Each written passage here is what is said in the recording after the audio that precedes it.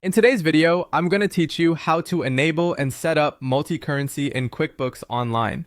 If you invoice customers or pay vendors in currencies other than your home currency, turning on multi-currency lets QuickBooks track those amounts accurately and convert them on your reports. Let's walk through the setup so you can use it with confidence. First, sign into your QuickBooks Online company. For this change, it's best to use an admin user so you have the right permissions to update settings.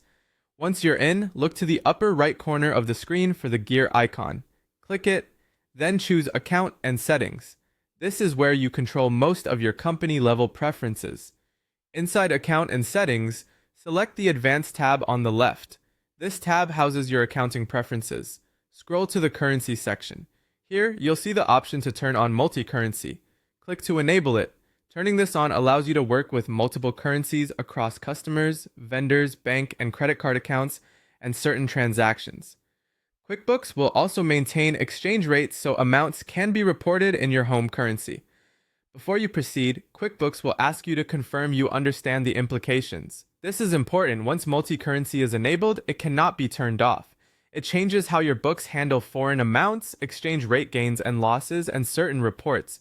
Read the notice carefully. If multi-currency fits your workflow, such as billing in euros or paying suppliers in pounds, confirm and save your changes. QuickBooks will apply the setting to your company file going forward. Now that multi-currency is on, add foreign currencies to the places you need them. For customers, open a customer's profile and assign the currency they transact in. This locks that customer to that currency for all future transactions, so choose carefully. Do the same for vendors you pay in a different currency. Assigning a currency ensures bills, expenses, and payments for that vendor use the correct denomination.